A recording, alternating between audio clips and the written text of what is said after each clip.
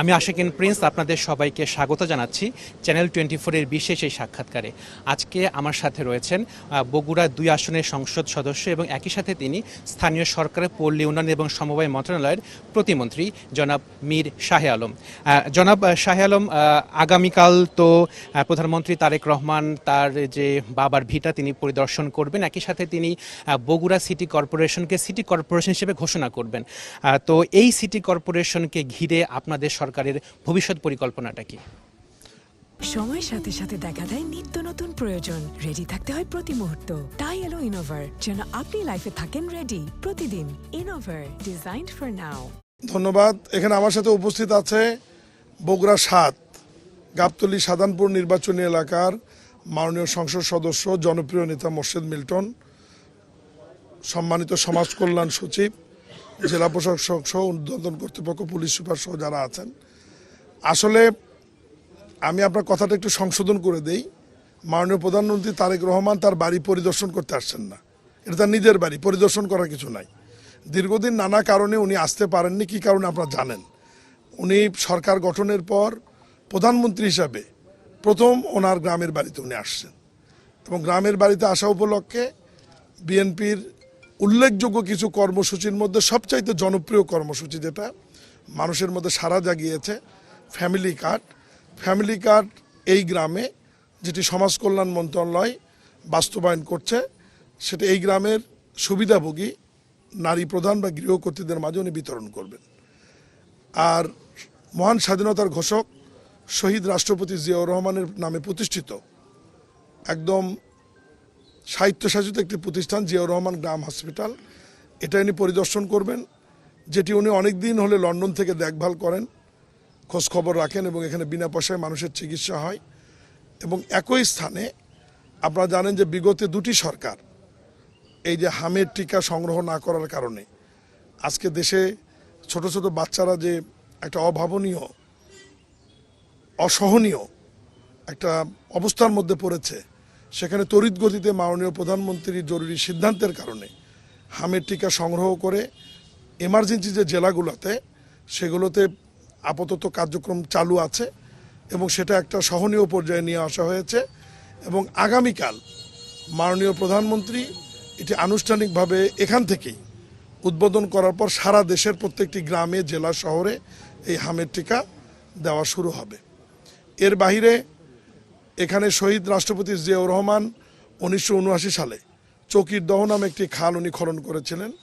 সেই খালটি তার সন্তান আবার প্রধানমন্ত্রী হিসাবে তার গ্রামের বাড়িতে এসে ওই খালটি আবার পুনঃখনন করবেন এবং তাদের জন্মভিটাতে উনি কিছুক্ষণ অবস্থান করবেন।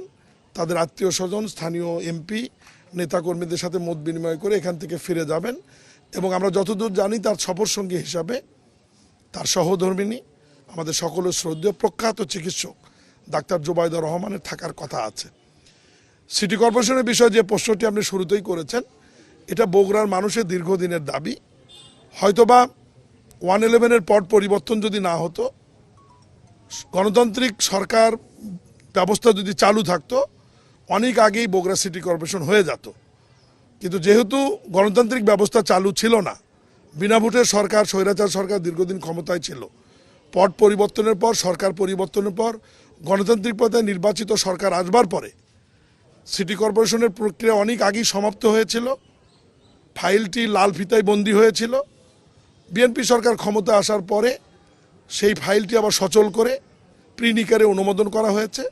মাননীয় প্রধানমন্ত্রী আগামীকাল আনুষ্ঠানিকভাবে নবসৃষ্ট বগুড়া সিটি কর্পোরেশনের উদ্বোধন করার পরেই এরপরে নিকারে একটা আনুষ্ঠানিকভাবে অনুমোদন করে প্রশাসক নিয়োগের মাধ্যমে এটার কার্যক্রম শুরু হবে। এবং বগুড়ার মানুষ এটা অত্যন্ত উচ্ছ্বাসিত, বগুড়ার মানুষ অত্যন্ত খুশি যে তারা সিটি কর্পোরেশন দীর্ঘদিন পরে হলেও এই বঞ্চিত বগুড়ার মানুষ 19 বছর পরে যে উন্নয়নগুলো দাবি করে আসছে তার একটি হলেও বাস্তবায়ন হবে। এরপরে ওনার আরও ঘোষণা আছে, সেগুলো আসবে। পূর্ণাঙ্গ বিশ্ববিদ্যালয়, বিমানবন্দর, সিরাজগঞ্জ থেকে বগুড়া পর্যন্ত রেল সেতু সহ সড়ক, রাস্তা, সেতু, অনেক কিছু অবকাঠামো উন্নয়ন সবই আস্তে আস্তে পর্যায়ক্রমে হবে। কিন্তু সারা দেশের সাথে তাল মিলিয়ে বগুড়ার উন্নয়ন হবে। বগুড়াকে আলাদাভাবে কিছু করা হবে না। বগুড়ার যা চাহিদা অনুযায়ী সেটা বাস্তবায়ন করা হবে এবং 19 বছরের যে ঘাটতি, যে বঞ্চনা বা বঞ্চিত, এই জিনিসটা পূরণ করার জন্য যেটুকু চেষ্টা করার আমি সহ আমার মাননীয় সংসদ সদস্য যারা বগুড়ার আরও 6 জন রয়েছে, আমরা সচেষ্ট আছি, আমরা চেষ্টা করছি এবং কাজ করে যাচ্ছি। ধন্যবাদ। সিটি কর্পোরেশনের যে বর্তমান সীমানা রয়েছে এটি কি আরো এক্সপান্ড হবে কিনা? এই সীমানা এক্সপান্ড করার দরকার নাই, কারণ এই সীমানা যখন সম্প্রসারিত হয়েছে এটা সিটি কর্পোরেশনের আদলই হয়েছে। এটা 21টি ওয়ার্ড, বরঞ্চ বাংলাদেশে অনেক সিটি কর্পোরেশন আছে 12টি ওয়ার্ড 16টি ওয়ার্ডও আছে। রাজশাহী এবং কুমিল্লা সহ আরও 2-1টি সিটি কর্পোরেশন, বরিশাল, ফরিদপুর এখনো হয়নি, এগুলো সিটি কর্পোরেশনের চাইতে বগুড়া সিটি কর্পোরেশনের জনসংখ্যা আয়তন অনেক বেশি। আপনি বলছিলেন যে প্রশাসক নিয়োগের মাধ্যমে সিটি কর্পোরেশন যাত্রা শুরু হবে, তো নির্বাচনটি আসলে কবে হবে? আপনারা জানেন যে গত কয়েকদিন আগে আমার মাধ্যমেই আইনটি উত্থাপিত হয়ে সিটি কর্পোরেশন অধ্যাদেশ যেটা অন্তর্বর্তীকালীন সরকার দিয়েছিল সেটা আমরা আইন আকারে পাস করেছি। সেখানে জাতীয় প্রতীক থাকবে না, সাধারণ প্রতীকে নির্বাচন হবে এবং এই আইনটি যেহেতু সংসদে পাস হয়েছে, এটা সংসদ থেকে আইন মন্ত্রণালয়ে ভ্যাটিং হয়ে আমাদের মন্ত্রণালয়ে যাওয়ার পরেই আমরা বাজেট সহ অন্যান্য প্রক্রিয়া সম্পন্ন করে আমাদের মন্ত্রী পরিষদে উঠে আমরা দ্রুততম সময়ের মধ্যে নির্বাচনে যাবো ইনশাল্লাহ। তো আরও তো 12টার সিটি কর্পোরেশন আছে, সেখানে প্রশাসক নিয়োগ দিয়েছেন আপনারা, তো সেখানে আসলে নির্বাচনটি কবে হবে? এরই মধ্যে অধ্যাদেশ যেটি ছিল সেটি বিল আকারে আপনারা পাশ করিয়েছেন।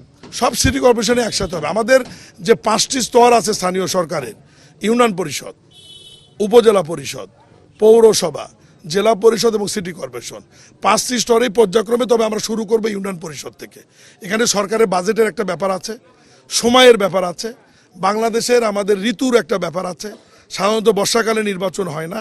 সব কিছু বিবেচনা করে বাজেট, সময়, দিনক্ষণ সব ঠিক করে মাননীয় প্রধানমন্ত্রীর নির্দেশনা রয়েছে যে এই জায়গাগুলো আমরা খালি রাখতে চাই না। মানুষের ভোটে নির্বাচনের প্রতিনিধি দ্বারা এই প্রতিষ্ঠানগুলো যাতে পরিচালিত হয়, এটা মাননীয় প্রধানমন্ত্রীর নির্দেশনা, সেই অনুযায়ী আমরা কাজ করছি। জি, ধন্যবাদ আপনাকে। তো দর্শক, আপনারা শুনলেন যে মীর শাহ আলম, যিনি স্থানীয় সরকার প্রতিমন্ত্রী, এবং তিনি বলছেন যে আগামীকাল তারেক রহমান বগুড়াতে আসবেন এবং তিনি বগুড়ার উন্নয়নে বিভিন্ন প্রতিশ্রুতি যেগুলো রয়েছে সেগুলো তিনি আরও বিস্তৃত আকারে তুলে ধরবেন বগুড়াবাসীর সামনে।